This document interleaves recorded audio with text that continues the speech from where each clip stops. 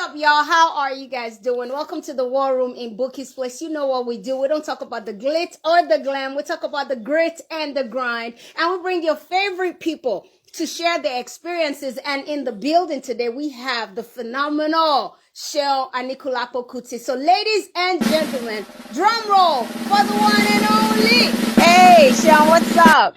Hi, Bookie. How you doing? I am very well, thank you. How are you? Fine. And you? Good. I did, man. I did.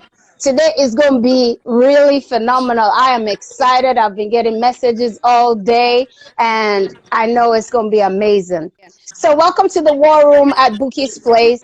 This is where we talk about a lot of things that a lot of people don't talk about. You know, this is the room that is missing in a lot of conversations, strategy. Why are we doing what we're doing? And we know what has happened in Nigeria over the past couple of weeks. So we want you to tell us from your perspective what has happened, and then we piggyback on that. We go from there. Oh, well, it has been a few weeks where the oppressed people of Nigeria organized in Mm, different sections and sectors of society to confront their oppressors, in all the different forms that they manifest themselves in society. So it's been a week of awakening, to say it in a short way. It's been a week of awakening. We are the ones that are oppressed, trying to get our voices and opinions heard. What do you think we could have done differently? We don't have a lot of platforms to learn from. We don't have blueprints to copy. Mm, Every generation of Africans that are trying to liberate themselves, always have to start from scratch, because every platform that fought for us before is always destroyed by the state. mm, So I don't think there's anything we could have done differently. But as we go, there are things that we are learning to do differently. And mm-hmm, I think that's what's more important. mm. Isn't it strange that the same things your dad talked about, the same people he talked about, we are still having to inherit that and fight the same people? Isn't that strange? Not really. It's not strange if you understand the system that we are living under. It's not really strange. I think it's only Mm, strange to those who are just getting woke to the system, those who are just getting involved with the system. mm. Okay, so a lot of people that are watching now are like Nigerians in diaspora, and they really don't know what is going on. So, can you paint a picture of the system to them? I mean, it's the same system that made them go to the diaspora. Now, how many of American people willingly moved to Nigeria? I think anybody that says they don't know what is going on in Nigeria is either being uh, willfully ignorant, Mm, or just deciding to tell a plain lie. You know, I think we all understand to a certain extent, what we have to face as motherland people living in Nigeria. You know, mm, the only issue is that many of us don't really want to check ourselves, because many of us are also aiding and abetting the oppressor. So we tend to want to excuse the system. So I think that's just the difference. I don't think there's anybody that doesn't know what is going on. You know. mm. Mm. And you know that we saw something play out when the protest was going on. There were, peaceful people moving at some point. Like some people came and just decided their agenda was to disrupt everything. And I think they succeeded. And a lot of people have a conspiracy that they were sent and instigated by the government to disrupt the peaceful protest. Why did you think that happened? Well, I think the government send their thugs to the protest. That's not disputed. That's fact. There are many videos online showing government thugs being dropped off and picked up by government agents. Mm, You know. Also, there were those poor people who rose up against uh, symbols of oppression in their neighborhoods, symbols of oppression in their communities. be it police stations, be it obas, you know, be it politicians' houses. Generally, those symbols around them that they felt they were symbols of their oppression. I mean, and we also, poor people, also liberated the palliatives of this country, where the few individuals hoarded for themselves and their family. You know, I think that's the real violence here.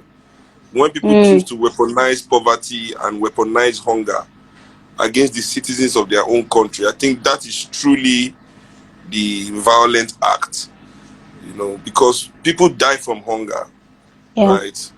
And people don't, you know, if someone, we have to really begin to decide what our priorities are in Nigeria.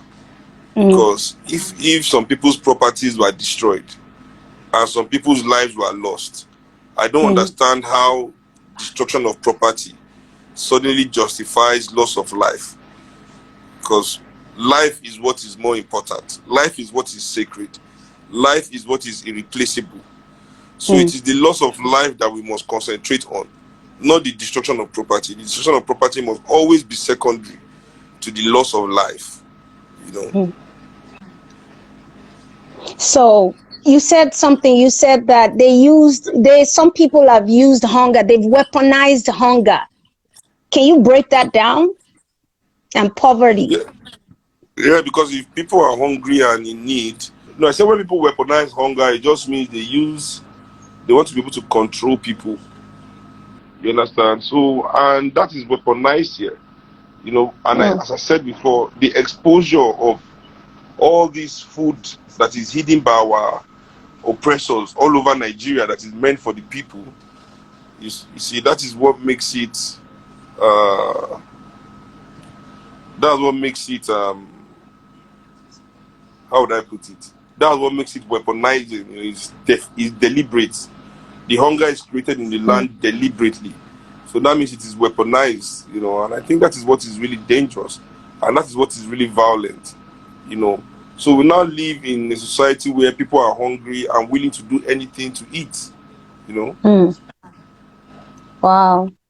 And now moving forward, because we've talked and obviously everybody's tired of talking. So moving forward, what do you think that can be done to fix this? Because there are obviously people in the grassroots, people at the grassroots that need to be, you know, carried along so that they don't think that there are two different groups of youth, you know, the elites and, you know, the unenlightened. What can we do to carry them along so They they are see not this? unenlightened though. They are just not rich. You know, I don't think they are unenlightened. I think they understand what they are going through, and hence their reaction. We always want to equate poverty with stupidity in Nigeria, and that is quite wrong. The fact that people are poor going on, you know. So I think it is our own inability to understand their humanity, our inability to be empathetic to their situation. That is where we are unenlightened, not them. You understand? So I think that is what is different. I mean, there needs to be a conversation between the professionals and the working class people of this country with the, how would I put it, with the poor people of this country. Those who are unrepresented, the true voiceless people of Nigeria, you know. So I think that's what is missing. And what do you think, and how do you think we can have this conversation? How can we break down that wall so there is no divide? I think it's just the way conversations are held. I mean, we open our mouth and say something, and also open our ears to hear what they say in return. I think it's important that we start forming groups and organizations that are willing to go to these people to start to have this dialogue in their communities and their neighborhoods, and who are not afraid to speak for them. And so you think that if we get, because if people that quote and unquote are the elites, you know, when they go, they will not be relatable. Do you understand? So how can they raise, like, you know, representatives that can go and speak that, you know, their language? this is not something the elites will do. This is not their calling. Yeah. It is something the middle class and the professionals will do. And the middle class and the professionals, except they want to deceive themselves, they understand what poverty is. They understand what being poor is. Many of us that we even have jobs, we are one catastrophe away from being poor. We are one school fees away. Everybody is borrowing money to pay school fees and house rent. It's not as if everybody is living comfortably and just living off their salary. The situation of Nigeria, the way the elites charge very high prices for the services that they provide, world-class prices for them. So they pay us local wages, this local wage to pay for this expensive thing. I lost you for a minute there, but I heard you say that you don't think that being poor is unrelatable. Can you hear me? Actually, I don't think that being poor is unrelatable to the majority of Nigerian people. Because first of all, the majority of Nigerian people are poor.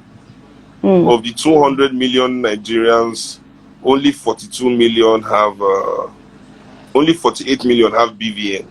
That means 152 million are not even in the banking system. That means they are too poor to have bank accounts. So out of the 48 million that have BVN, how many people have proper money in the account? So yeah, many people say they cannot hear what I'm saying, but I don't know what else to do. Okay. If you sit the phone down and let it face you, maybe it would, I don't know. I can hear you though. We have all these, what was it called in Nigeria? We have the Israelis now handling our telecom security. So don't be surprised if they're They the can. ones cutting the sound. Wow, is getting to that right now? It has been like that for a long time. Wow. Wow. And I hear a lot of people saying, oh, this thing can only change by revolution. Because if we look at the events of the past couple of days, and I'm sure you've said this over and over and over again, so oblige us one last time to talk about it. A very ghastly thing happened, and we expected our president to come out and address us as citizens with fundamental human rights. And he came after 3 days, addressed us, but did not say that one thing that the entire world knows and is talking about. Do you think that was a deliberate action, or it was just he didn't care, or it was an oversight? Deliberate action by who? I didn't get the last part. Okay, so I said that he didn't address the thing that everybody wanted him to address. Do you think that was intentional, or it was just an oversight? I think the video was recorded before the shooting happened. So he couldn't have Oh, spoken wow. about it because it didn't happen when he was making the video. But he did say that my condolences to the soldiers that lost their lives in the line of duty. Oh, he said police. Sorry, he said police, not soldiers. He said police. He did say that. Oh, but he said those words. I remember because I broadcasted it live. So you think the video was recorded before the shooting? Yeah, but we have to understand that there has been fracas in Abuja. I think he was saying. Yeah, but someone said he talked about the Oba. He talked about the Oba, and that was just recent. I mean, according to that. Maybe I missed that part. Did he talk about b.o.u.q.u.i's palace? Yes, he did. So I think he just I don't know, but what do you think about Me, when that I heard the part? speech, I thought, oh wow, this guy has recorded this speech before this thing happened. Wow. There was a lot of editing, so maybe they edited the Oba's palace, into it, So. Huh. Well, from you and your own experience, your point of view, what do you think is going on? Because obviously there is something going wrong. There's nothing going wrong. I mean, it's the same thing that has been going on forever. There is no Nigerian president that has decided to speak to the Nigerian people about Nigerian people's problems. Nigerian government officials, both presidential, senate, they talk about their own problems as politicians. If you read the newspaper in Nigeria today or any day, the fact that Nigerians can't go to school is not in the headline. The fact that Nigerians don't have healthcare is not headline. Our headline is always what the politicians are saying or doing for themselves or among themselves. The people are never in the conversation. So I never expect the president of Nigeria to talk to Nigerian people. It has never been their way of operating. Now, if he had an issue with America or UK, he's willing to enter the plane and travel thousands of miles to talk to those people. That one is not a problem.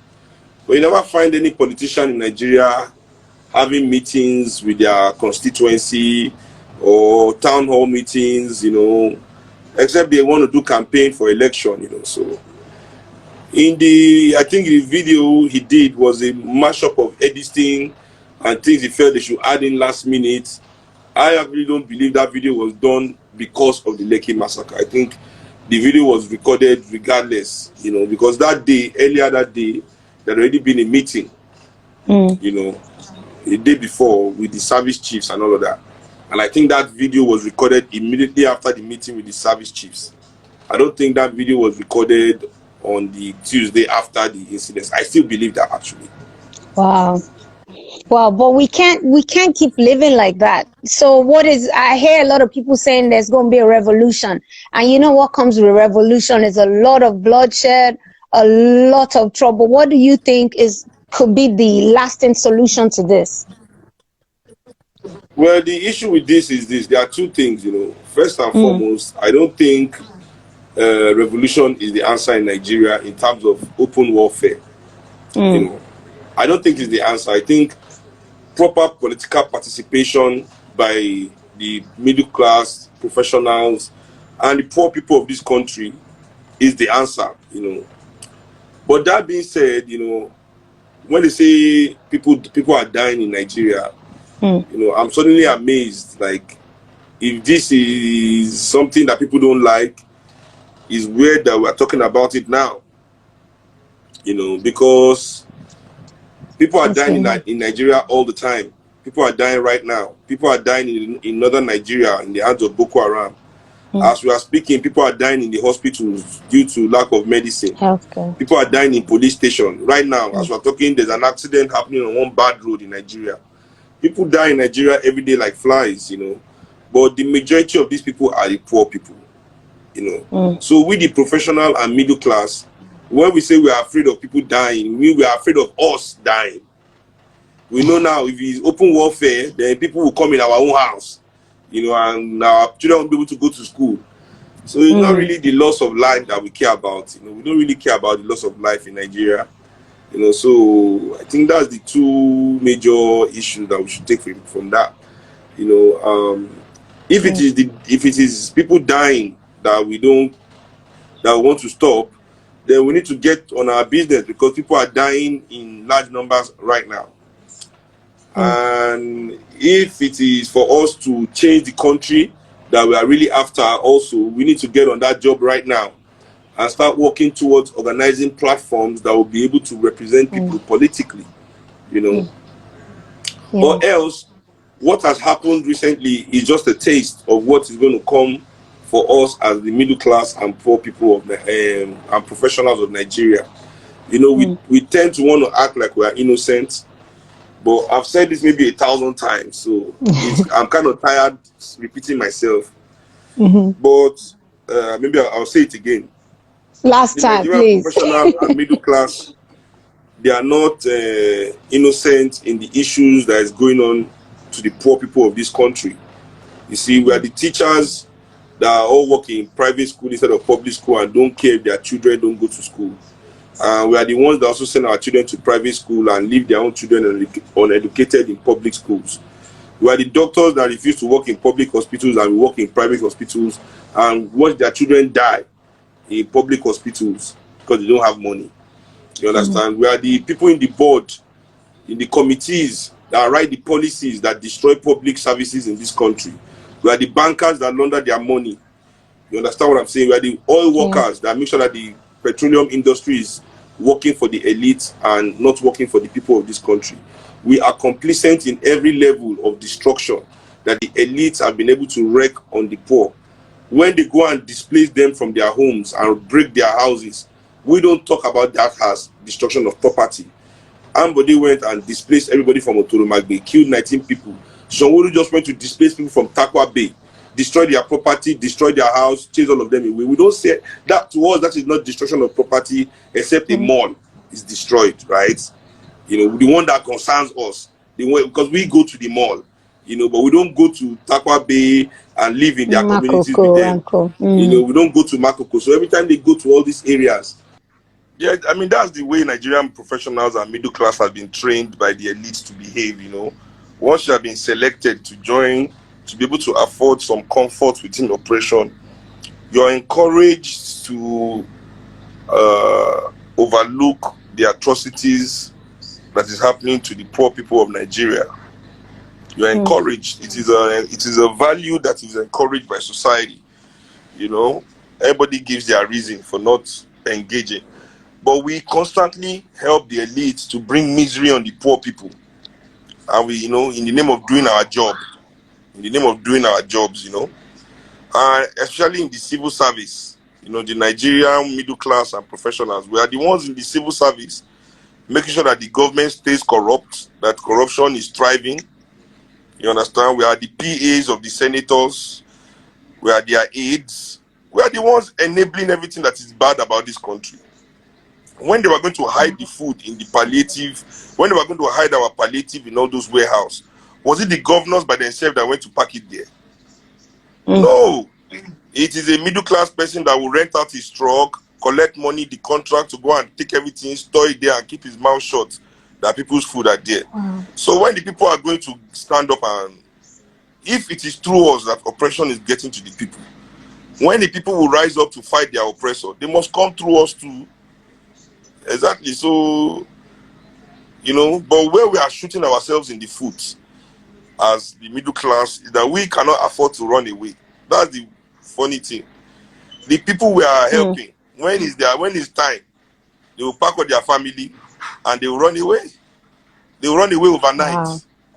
We'll be the ones here. We'll be the one. We will feel it. So the only way to avoid that right now is to stop all this nonsense we do in the banks, all the nonsense we do in the schools, all the nonsense we do in the industries, all this enabling behavior that we allow this elite. Imagine the press of this country, how the press justifies the nonsense of our politicians. So everybody is involved, you know. So musicians, actors, everybody. Go and watch a movie now. What is the movie telling you? Your father is trying to kill you. Your mother is trying to kill you. Your friend is trying to kill you. Your brother is trying to kill you. Your sister is trying to kill you. Anybody that you have money more than in your family is trying to kill you. Meaning the poor people in your family all hate you. Only white Jesus can save you. And if he save you, he's saving you through the Nigerian elite by them giving you a job or a position. You know, so the problem is not the government, or the problem is your fellow poor people. That's the message. Listen to our music. What is the message inside? Oh, let's worship the rich people. If you are poor, you are stupid. If you don't have money, hide your face. All these messages that we put down and validate all this behavior, you know. Oh, money is the answer of everything, you know. Well, let's see how far that takes us, you know. But the truth is that except we are clear in our intentions towards the generals, to the people of this country, the citizens of Nigeria, then I don't see how, you know, we are going to be able to escape the backlash that comes from that, you know. So Wow, that's another perspective you're bringing many people, because many people say go that ahead. if it was my house that was burned down or my business that was burned down, I will not be talking like this. They forget that my father's house was burned down before. did that make him stop fighting for the people? You know, fighting for the people is not an easy task. You will lose something, you know. But suddenly some people lose some shops and one build small shop business that they have. Oh, the Nigerian protest is not validated anymore to them, you know. So except we can rise above those things, you know, I don't think we can truly Evolve. Mm.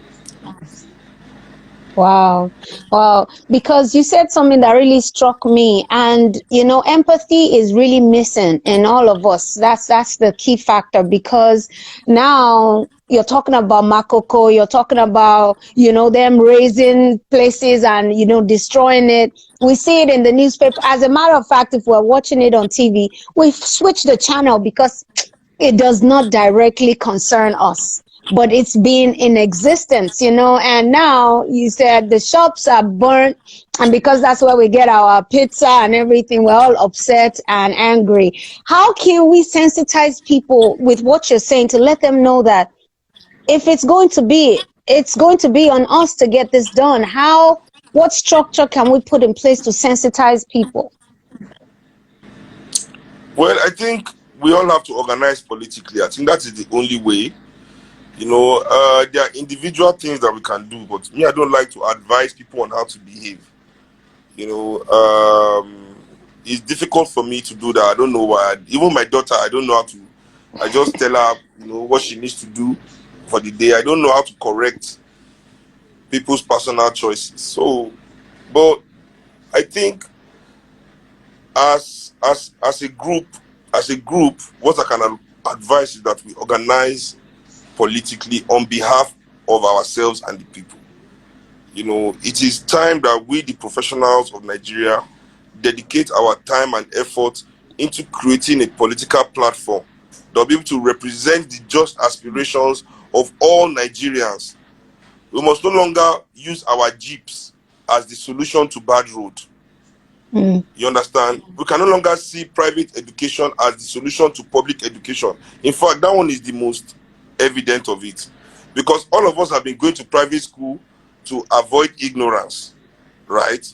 But the last 2 weeks have shown us that private school is not going to save you from the scourge of ignorance. Ignorance will come to your front door and meet you there, even though you sent all your children to private school. You know, we have to stop using private hospital as the solution to bad public health care, because all these things gone that we fight, that we use as escapism from the issues, is putting us in bondage. Imagine what you can even do for yourself if you could save all that money you are using to pay for school fees to one stupid person, and you can use it, to better your own life while your child goes to a up to scratch public school that is world class. Like in any country where people respect themselves, they train the next generation. Go and look at a school like Harvard. Harvard endowment fund is in the billions of dollars. And the government does not have to fund that school. The elite of that country make sure that that school is funded to continue to create the minds that will continue to push their country forward. Go and look at Unilag and ask them how much their endowment is, if it's up to 1 billion naira.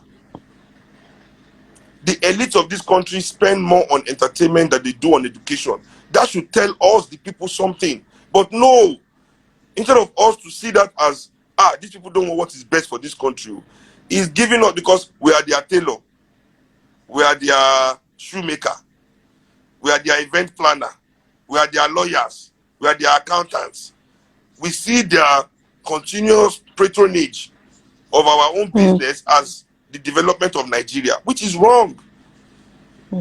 So we rush to them to get this their small business, to go and pay them school fees, to pay them rent, to pay them healthcare, because they are the same people that own all these things that you cannot afford. In case you don't know, they are the owners of the school your children go to. They are the owners of the homes you stay in. They are the owners of the private hospitals you go to. They own all the airline and everything that you transport yourself. All the things that you use the money that they give you for, they are the owners too. And you can't afford it. The one that you own, which is the state's own, the public one that you own, that is your own, you join them to pressurize the government to continue to defund it because you believe you are some kind of special capitalist that you will make it. Hey, me, God has blessed me. I will never, backward never. That's the lie everybody keeps telling themselves in every generation. And after the end of it all, by the time you are 50, they finish using you, they will sack you from the useless job you have. You become poor, you start moving from VI to Surulere, from Surulere to Anthony, from Anthony to Ogba, from Ogba to Mowe, from Mowe to Songo, from Songo back to your village. That's it. That's it. Every generation is a cycle. That's it. Wow. The new young ones come and fill your position, and they suck them dry again. Then when they are 50, they all fall back to it's the The same same cycle. cycle. Many young people that are watching now that are in their 30s, go and look at all those egbon in your area when you were young that had jobs that were making it. They used to dash you 50 naira, 20 naira. Go and look where they are now. They've moved from that area. They've gone outside town. So that's the fact. So it's either we stop deceiving ourselves or we take what is coming. Me, I'm done trying to let people, either believe me or don't believe me or whatever. Let people do what they want. Mm. Wow. Wow. Wow. So from all this that you're saying, you said that we should, educate people, how put structure in place, educate people. So if we start to, measure or dictate what the music is about, because you see, the truth about Nigeria is if I say I'm not doing it, I'm standing for the truth, the next person will take the job. You know what I mean? So Let him it enjoy has the to. job now. I mean, so this is what I'm Mm, saying. What the next person does is no longer of consequence to me. It's me you are mm, talking to. I'm also the one that is a musician. Listen, the year I got nominated for the Grammy, no award ceremony in Africa nominated me on any category. Do you know how many categories of music that they do in awards in Nigeria alone? Do you know how many awards we have? Do you know how many awards we have in the whole of Africa that is African, Afrima, all these events? Not mhm, a single nomination, but I got a Grammy nomination. So to stand for the people in Africa means you must be willing to lose something. So those that don't want to lose something but still want to stand for the people is what I don't understand. You need to pick a side. You know, I am not poor. mm, I am able to afford certain luxuries in my life. You understand what I'm saying? But I know I mm, will not have private jets. Maybe I might not own more than one house in my lifetime. Maybe I might not be able to buy the latest car as soon as it comes out. But it doesn't mean I will walk. So I think there are people that just are also oppressors in waiting. They might say they like the people, they want what is best for Nigeria, but what they are saying is what is best for Nigeria that doesn't change the status quo that is benefiting them. That's what they mean. You understand? So I mean, people just have to decide. My father too could have been richer than he was. My father could have built 100 houses, could have been a billionaire. In fact, my father was a multi-millionaire in dollars when he started fighting for Nigerian people. By the time the Nigerian government finished with him, he was a multi-millionaire in Naira only.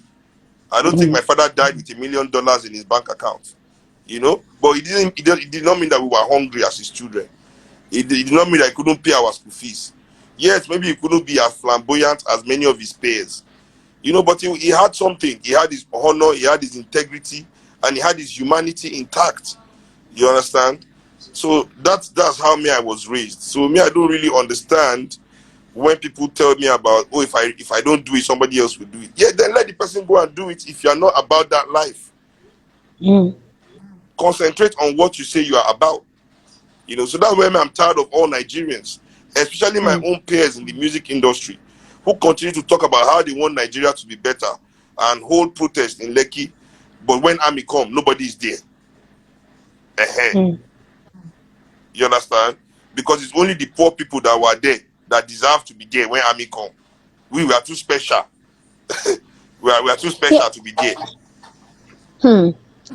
I wanted to move away from the protest, but what you're saying makes a lot of sense because when trouble came, all the frontliners were not there. Was that a coincidence?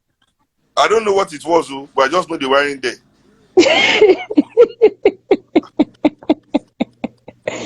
Wow. So if we start changing the music that's churned out, if we start doing the session off your mic, off your mic, off your mic. If we start changing the music and changing and, using whatever platform that we can to cause an awareness, because a lot of people are just ignorant. Some people are doing it intentionally for their own selfish gains. And, some people are just ignorant. If we start changing the music, you think it can, sensitize people?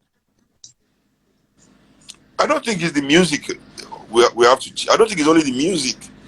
Mm-hmm. We change the music. Are we still going to allow the bankers to launder money? But how do we check that, though? Yeah, so that's why I'm saying that ending oppression in our society is a deliberate individual decision. You make the Consciousness. decision individually. You understand? I like when you just said consciousness right now. No nation. This is something I see. When people come for NRM meeting, the first thing I tell them is, the Nigerian resistance movement wants to raise your consciousness because that is the first step to raising your nation. Your nation cannot be greater than the consciousness of its people. The level of Nigeria is the level of the consciousness of Nigerian people.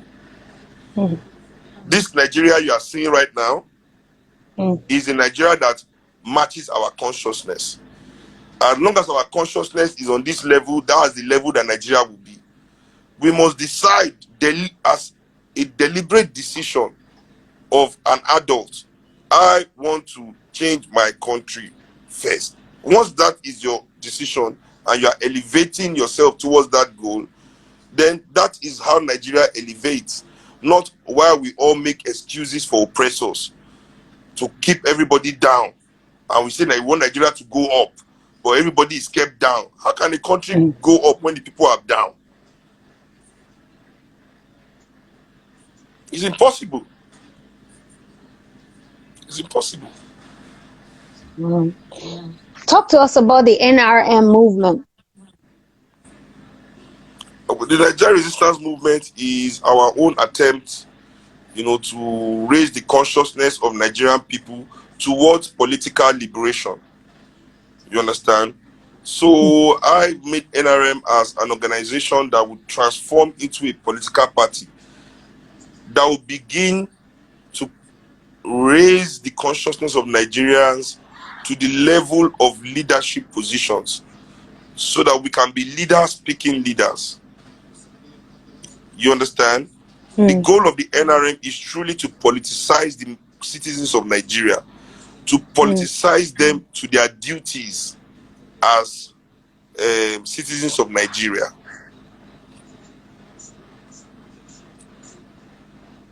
You understand what I'm saying? So, and at this level, I'm so happy that so many people have come together with me. So, some people came, they think, NRM is a social organization. They want to do charity. They want, I say, listen, there are many organizations that you can use to do charity. NRM is strictly politically driven. Even if we're going to have social programs, there have to be social programs that are developing political in alignment. Exactly. So that has been my own goal, to create a platform that can truly give Nigerian people the representation that they need to fulfill their potential, so that talented historians in Nigeria are not on the streets poor and being called hoodlums, so that talented robotic engineers are not on the streets and being called hoodlums because there are no programs for them, because the elites of Nigeria refuse to invest all these billions they are sitting on in research and development, in education, in medicine, in building a true transportation network in our country, so that people can get to work on time, so that Nigerian workers are not spending 6 hours a day of their life stuck in traffic. Imagine that. Many people do not even know their children. Before they get back from work, their children have slept. Before their children wake up, they've gone to work. Many families like that. So this This slave master and slave relationship that we have with our constituted authority must change. It must become one of political servants and their citizens. The Nigerian people must elevate themselves from these masses that they call them to citizens. Citizenship is not only about representation, it's about responsibility as well. So it's obvious that those that must give us representation have dropped the ball. So we must now accept our responsibility by ourselves as citizens. It's by accepting that responsibility that will now create the representation that we need. And that's what NRM truly is about. Wow. That's amazing. And now that we're talking about politics and all that, so this 2023 is coming up, and I want you to just walk with me in my mind. I'm thinking we have a slave master relationship with our government. Like you rightfully said, they don't even see us as citizens. They see us as the masses. They refer to us as, they threaten us, they kill us when we try to, express ourselves and use our fundamental human rights, right? So if 2023 rolls in and there's a party for the youth and we all No, gather. party for the people, not party for the youth. Youth Okay, is not party. ideology. Okay, party for the people. I beg your pardon. So party for the people. So there is a party. So do you think that these people that have been slave masters for a long time that we are running against, and they're the incumbent people, are we going to now vote in someone and they'll now say, okay, you have won, we're carrying our bags, what about you have won? You think that they're going to let that work? Well, it would be Since it would be it would be naive for the Nigerian people to think that achieving political power is the end of the work. You see, achieving political power is the means to an end. The end in itself is our complete liberation from tyranny and oppression, both social and economic. So if we are right now, we are oppressed politically, socially, and economically. You understand? If we take political power from them, we must still continue the fight socially and economically.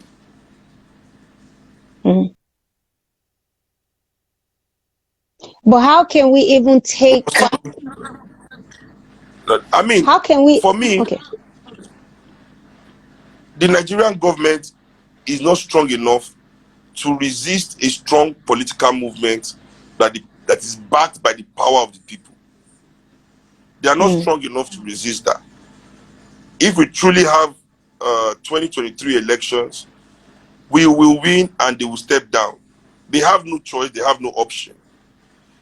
People that think that these men will fight truly do not know these men. You people are still mystified by these people. You are mystified by them. They are nothing. They are nothing. They are cowards. They are not even able to develop a country. They cannot build. These are men that have money and can only buy things. Do you know how weak you have to be to be a man that has billions but can only use it to buy things and you cannot build anything? They don't have the heart for it. Them too much credit. Too much credit.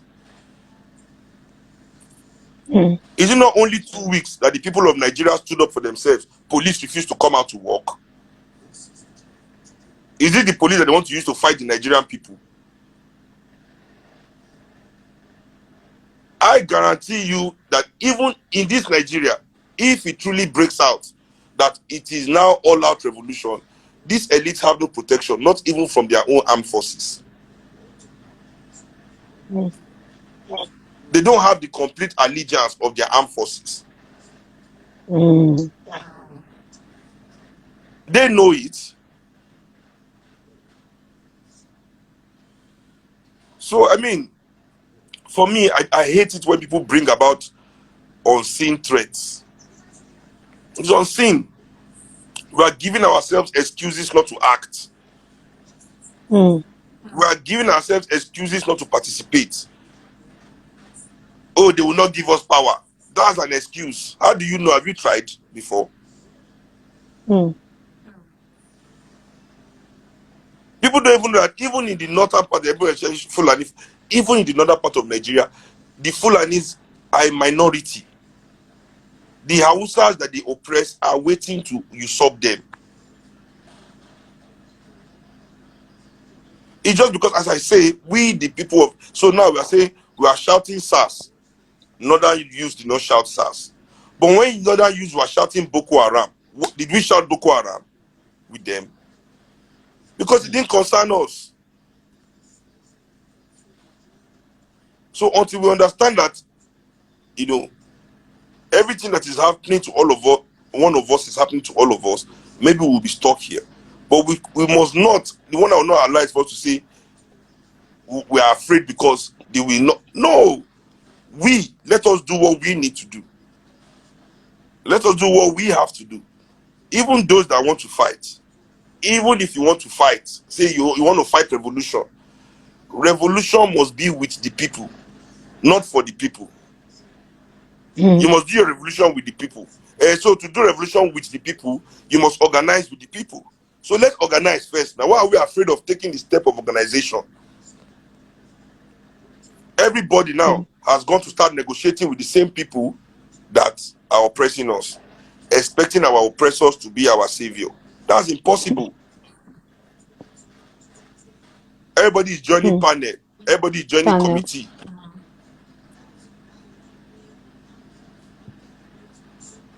So that is what it is. That is what it is. Yeah, when I heard about the panel, I was like, to me, I just thought, how do your oppressor is calling you, okay, what did I do wrong? Oh yeah, let's talk.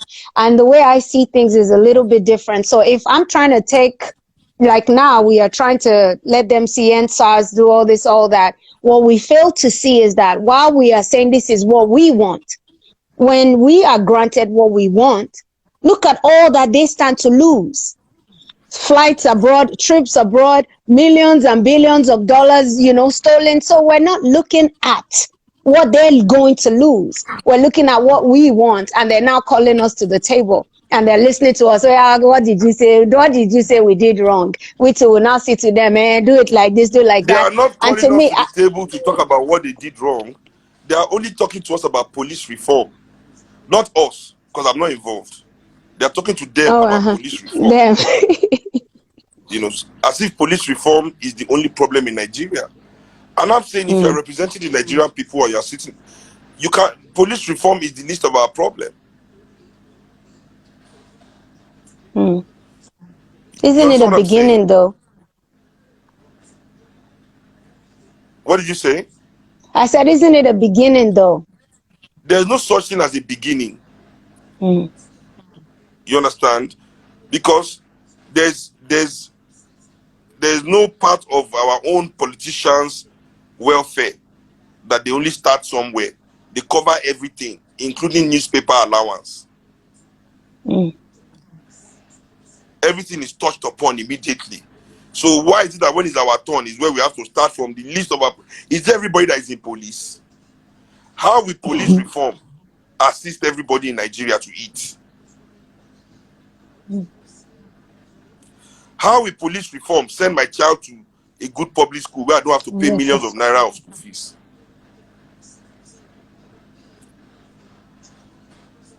How will police reform make ambulances available if I have accident on the road? It is those things that concern all of us that we must first of all fight for.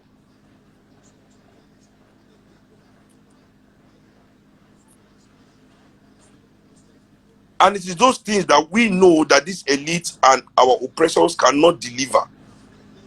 They can never deliver it because it, as you've said, is in antagonism to their own benefits. Yeah.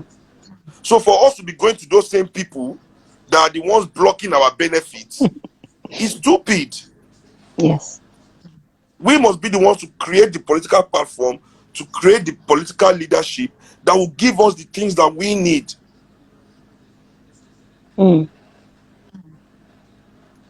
So for me, that's what I don't understand about the, we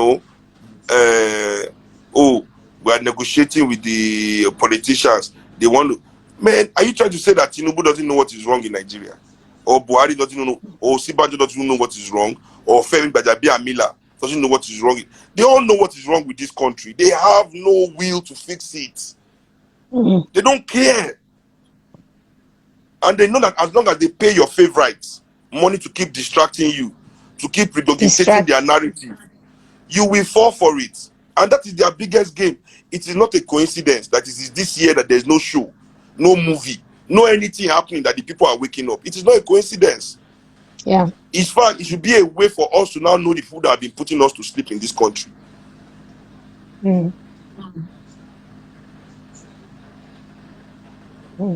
A lot of people don't understand that the concept of distraction, a distraction is really not about what is taking your focus. A distraction, the concept of distraction is really what it is trying to take your focus away from. So when I heard about the panel, I was like, this is just a distraction to appease you that, oh yeah, share some action. Oh yeah, take this small one just to appease people. So it kind of made things simmer down, because now they are, when you talk to people that were really active, they'll say, oh no, we're in a panel, we can't say anything now, we've sworn secrecy. And you're like, for me, it looks like a huge distraction from the real, like you just said, now they're just trying to distract and appease people. First of all, we're going into a panel where we don't even know who the culprit is. Right now, what most people in Nigeria don't know is that that panel is not only trying the police force, it's also trying the NSAS movement. Oh, what? Of course. Didn't you hear that one company has gone to drop a petition against all the NSAS people that is come and prove what they say that they are? So if the panel is receiving such petitions, doesn't it mean that the NSAS movement is also on trial? Wow. And this is why the same panel? That's the reason why no celebrity wants to follow Nigeria Resistance or my advice in the first place. Because I told them when they called me to the meeting, I said, listen, for me to accept that we're going to do any panel, we must know who we are going to try. The government must first of all tell us exactly what happened there.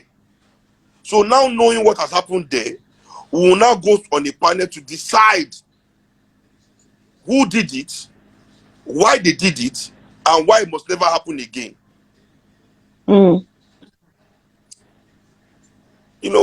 But nobody agreed. I don't want to name names or anyone. One thing I know, they've picked their representatives.